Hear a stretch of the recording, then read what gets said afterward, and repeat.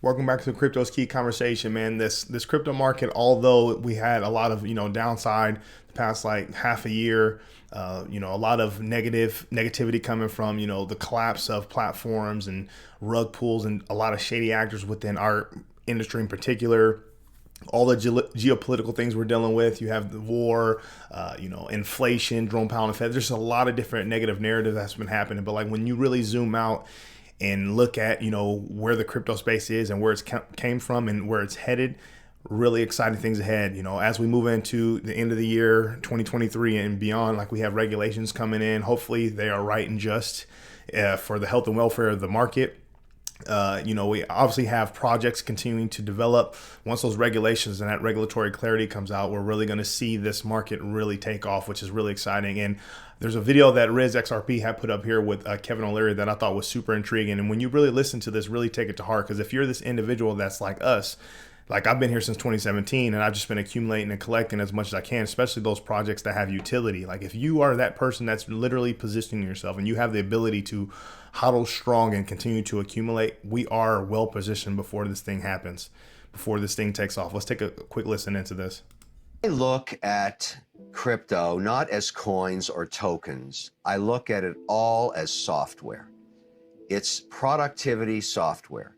The projects that are going to last and be here, a decade away from now are ones that actually solve problems. So let's give an example. I'm an investor in Polygon. I'm a very fortunate guy. I'm able to call up the leaders of these projects and these teams, and they return my call, and I ask to meet them anywhere in the world. In this case, we met in Dubai with the Polygon team. I'm an investor in software engineers. I always have been. I've been in the software industry for 20 years.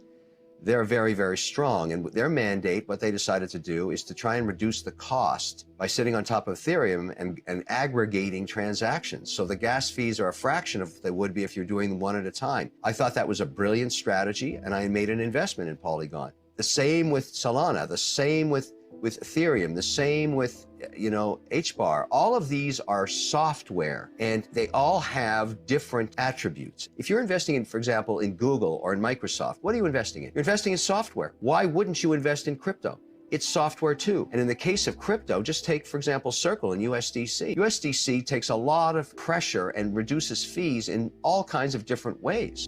And in the case of staking, gives you some kind of yield against inflation.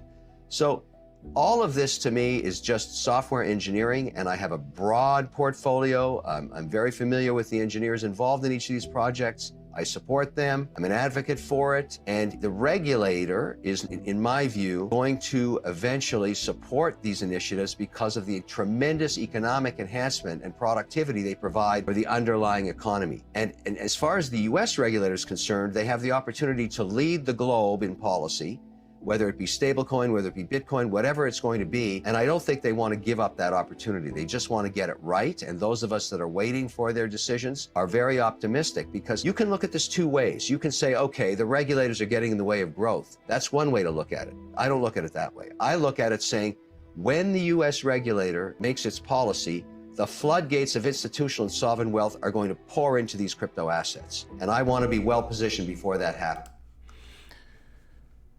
Make sure this doesn't play again. But yeah, I mean, I totally agree. And I want to make sure that, my family and I are well positioned before that happens as well, which is absolutely huge. I wanted to put this up. This is from Keenan Nugian. It says, what is your XRP price prediction for the end of 2022? Put up this poll of just under 1,400 votes, 17 hours left in it.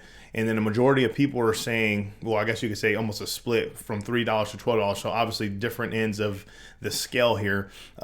Whatever it is, it's going to be merely interesting in regards of what our personal opinion is. It's going to depend on what's happening with the markets, what's happening with all markets, what's happening with the Ripple versus SC case, with the regulatory clarity and litigation stuff that comes out of it, the solution that comes out of it, whether it goes through a jury trial or the judge comes out with a verdict, or if there's some sort of settlement. So it's going to be kind of a weighing game. But I think it's interesting to see these polls come out and see kind of what people are saying and responding to when it comes to these.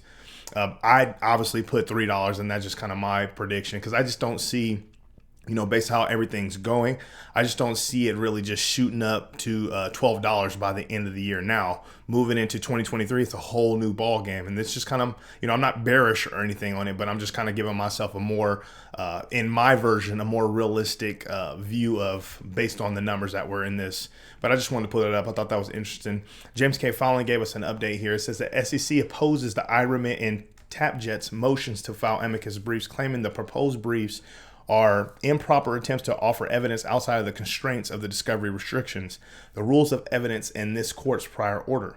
So he puts up the order here, and this is hilarious. Riz XRP says denied, which we've been seeing a lot of that within the Ripple versus SC litigation that's coming out with the docs that came out. Jeremy Hogan's responding to James K. Fallon, says SC objects to the amicus briefs as they contain facts outside the discovery evidence. Let me move my mic closer. In which it hasn't been able to investigate. As a litigator, I feel its pain. A tenet of law is the right to cross-examine a witness, right? And these briefs do sneak new facts in. He continues, the counter argument is that there should be some leeway because the judge can give the amici evidence less weight than normal evidence when weighing the facts. And finally, does it really matter when the SC provides the judge such a nice summary of the amici's position? What a smiley face. And then if you come down here and read through the tweet thread here, there's some interesting responses that he gives to the community members. But shout out Jeremy Hogan for always being there for the community. Johnny Deaton is responding to James K. Fallon's post as well. It says the objection is called "We don't want the judge to consider the truth." Time Magazine and thousands of other accepts XRP and other cryptos as a payment and does not consider it an investment when they accept it. This is the truth. The SEC wants to hide the truth from the judge. And just like the digital asset investor always says, I mean, I've heard it growing up as well. It's like the truth shall set you free. And we have the truth on our side. We are on the right side of history and the right side of the law.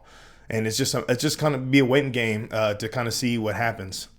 Obviously, this was a big talk the past couple of days. Chairman Gensler and the SEC's tactic to set up this sort of media and this campaign to kind of shed some more positive light on, we're fighting, we're stopping, these bad actors and all this stuff. Obviously, utilizing Kim Kardashian, one of the most popular people in the world when it comes to the internet. Says, update, Gary Gensler on Kim Kardashian SEC crypto investigation. We come over here, Eleanor Terrett has a great tweet thread that she had put up. Says, a former SEC lawyer tells me Kim Kardashian was an easy target for Gary Gensler to generate publicity that the SEC is protecting investors from illicit crypto schemes. His goal, in part, is to prove the SEC should have at least equal jurisdiction with the CFTC on regulating.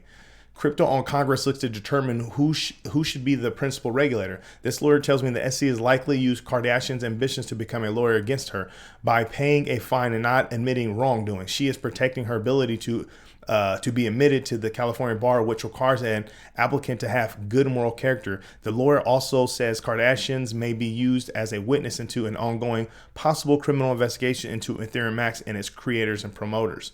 So I was there when, I saw like Floyd Mayweather and other big influential people, stars, athletes that were actually wearing T-shirts and stuff promoting Ethereum Max. So obviously, when it comes to Chairman Gensler and the SEC, obviously they don't just do things out of the kindness of their hearts. And we know that they're not out to protect the investors. We're merely interested in them. So obviously they're doing something that's going to fit their agenda and to benefit them. And I think Ellie in this former SEC lawyer is kind of laying it out there. This is from Library. I thought this was interesting. It said, this is a tweet from Chairman Gensler. It says, I'll be on CNBC at 8 a.m. to discuss our most recent enforcement case. So coming down here, Library puts a poll up. It says, who would you trust, me or who would you trust more? It says Charlie Sheen on Coke or Gary Gensler. 98.1% say Charlie Sheen on Coke over the 1.9% for Chairman Gensler with over 2,100 votes. Interesting. I thought that was hilarious. And then Wheezy X says, Hester Pierce voted for Gary Gensler because he's an honest guy with integrity. Man, I love this community. I love the humor, especially during like these just shady and, in a sense, dark and gloomy times. This is interesting. It says, this is from Watcher Guru, just in U.S. national debt surpasses $31 trillion for the first time ever. With that being said, Digital Asset Investor had put up this tweet right here that I thought was Perfect. It lined up perfect. It says, in the financial crisis of 2008, most asset classes declined. What if the next financial crisis will have an asset class unlike any other? The first that can go up from utility, not just speculation. What if we're about to see the real crypto bull run, the utility bull run, which I think I'm going to put that in my thumbnail. That's absolutely massive. Like, I think like this, like, and I love listening to, the digital asset investor speak based on his knowledge and being in the markets, his time on this earth, especially, coming from under his father and just kind of hearing his take on the market. And like, I think this way, I start seeing and piecing together things that come in. I look at all these different media outlets. Obviously I'm crazy on Twitter and YouTube, and I make videos. So I try to get engaged and educate myself as much as possible, take in as much information as I can, and try to formulate my own opinion, or if you can say speculation, on kind of, where do I think things are going to go based on obviously my knowledge and my time in the markets. And I think like this, it's like, what if things are being set up on purpose? What if these governments are banding together in a sense to roll out this so-called new financial system, how they say, never let a crisis go. I forgot what the full term was. Pretty much like utilize crisis to throw out things that you normally can't do. So like, what if it's all part of their plan?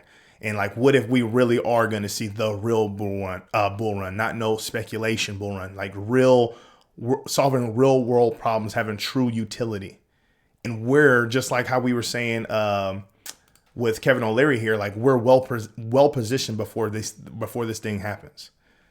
Absolutely crazy. I'm super excited to see what lies ahead. But that's the update I have for you. Make sure you come to the Crypto's Key Conversation YouTube channel, subscribe, follow us on Twitter at CryptoIsKey1. I really appreciate you guys' support. With all that being said, stay strong out there. Be safe.